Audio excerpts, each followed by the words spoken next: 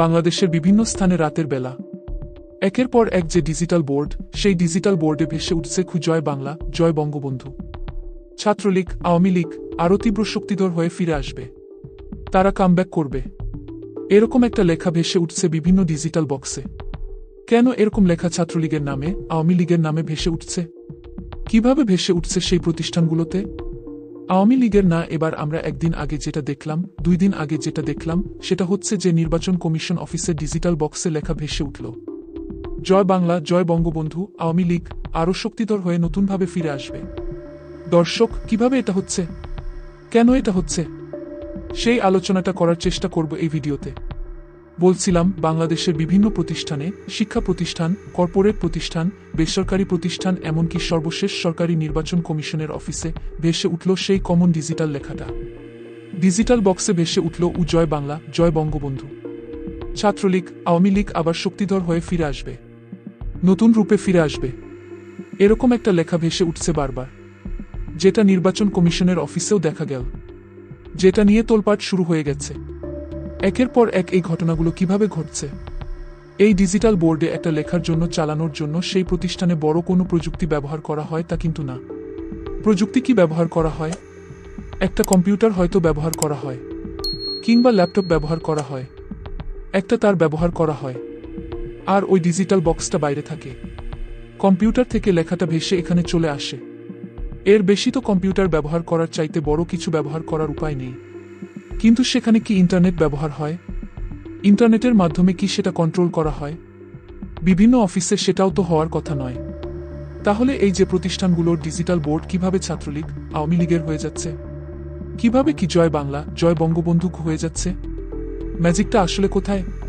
কিভাবে হচ্ছে? তাহলে কি আমি যদি অন্যান্য প্রতিষ্ঠানের কথা বাদও দিই, শুধু নির্বাচন কমিশনের কথা ধরি, তাহলে কি নির্বাচন কমিশনের মধ্যে আওয়ামী লীগের, ছাত্রলীগের লোকজন বসে আছে, যারা এই ব্যাপারটা মেইনটেনেন্স করে? তারা সুযোগ বুঝে কি জয় বাংলা লেখাটা, জয় বঙ্গবন্ধু লেখাটা, আওয়ামী লীগ আবার শক্তিধর হয়ে ফিরে আসবে কি, এই লেখাটা সেখানে পুশ করে দিচ্ছে, যেটা ভেসে উঠছে বাইরে। সেরকম কি ঘটছে? নাকি সেগুলো হ্যাক করা হচ্ছে? যদি ইন্টারনেটের মাধ্যমে চালানো হয়, তাহলে সেগুলো কি হ্যাক করা হচ্ছে? হ্যাক করে এই ব্যাপারগুলো চালানো হচ্ছে? এটা কিন্তু একটা বড় কৌতূহলের প্রশ্ন। যদি ইন্টারনেটের মাধ্যমে ডিজিটাল বোর্ডগুলো বিভিন্ন প্রতিষ্ঠান চলে থাকে, তাহলে হ্যাক করার ব্যাপারটা আসতে পারে। আওয়ামী লীগের আমলে এই ডিজিটাল খাতে আইসিটি প্রতিমন্ত্রী জুনায়েদ আহমেদ পলক যে হাজার হাজার কোটি টাকা খরচ করেছেন, অনেকে বলেন যে আওয়ামী লীগের মন্ত্রীদের মধ্যে সবথেকে দুর্নীতিগ্রস্ত যদি 2-3 জনের নাম আপনি বলেন, তাহলে জুনায়েদ আহমেদ পলকের নাম আসবে। এই জুনায়েদ আহমেদ পলকের নামে সমালোচনা রয়েছে। নাটোরে, যেখানে তিনি রাজনীতি করেন, যেখান থেকে সংসদ সদস্য হয়েছেন, সেখানে তিনি জামাত শিবিরের লোকদের নিয়ে রাজনীতি করেছেন, তাদেরকে অগ্রাধিকার দিয়েছেন। ডিজিটাল খাতেও তাই। ডিজিটাল খাতে তিনি আওয়ামী লীগের লোকজনকে ডিজিটাল এক্সপার্ট না বানিয়ে, অভিযোগ রয়েছে তিনি জামাত শিবিরের লোকজনকে ডিজিটাল এক্সপার্ট বানিয়েছেন, যার ফলে জুলাই বিপ্লবের সময় অনলাইন তাদের দখলে ছিল। জামাত শিবির অনলাইনটা দখল করে নিয়েছিল, আওয়ামী লীগ কোনো বিরোধিতা করতে পারেনি। অথচ আওয়ামী লীগ যখন ক্ষমতার বাইরে, এখন কিন্তু অনলাইনে আওয়ামী লীগ সবথেকে প্রতাপশালী। তাহলে অনলাইনে প্রতাপশালী হওয়ার জন্য বড় কোনো বিনিয়োগ লাগে না, লাগে ভালোবাসা। এখন যারা অনলাইনে অ্যাক্টিভ, অনলাইনে আওয়ামী লীগের পক্ষে অনেক কাজ করছেন, তারা কিন্তু কোনো অর্থের বিনিময়ে করছেন না, তারা নারীর টানে করছেন, তারা ভালোবাসার জন্য করছেন, ভেতরে দ্রোহের আগুন জ্বলছে, এজন্য করছেন। ভালোবাসা ছাড়া এই কাজটা হয় না। কিন্তু যেটা আইসিটি প্রতিমন্ত্রী জুনায়েদ আহমেদ পলক হাজার হাজার কোটি টাকা খরচ করেও করতে পারেননি, তার দলের জন্য একটা এক্সপার্ট টিম তৈরি করতে পারেননি। ক্ষমতায় থাকতেই যখন হয়নি, তখন এখন ক্ষমতায় নেই। এই মুহূর্তে আওয়ামী লীগের ডিজিটাল সেকশন এত বেশি পাওয়ারফুল হয়ে গেল কিভাবে? সরকারি বিভিন্ন অফিস হ্যাক করে কৌশলে সেখানে জয় বাংলা, জয় বঙ্গবন্ধু, আওয়ামী লীগ ফিরে আসছে এই লেখা ভাসিয়ে দিচ্ছেন ডিজিটাল বোর্ডে। এটা কিভাবে সম্ভব হচ্ছে? কারা করছে? বিভিন্ন প্রতিষ্ঠানে সত্যি সত্যি কি আওয়ামী লীগের লোকজন এত প্রভাবশালী অবস্থায় লুকিয়ে রয়েছে, যেটা সরকার কন্ট্রোল করতে পারছে না? একের পর এক ঘটনা ঘটছে।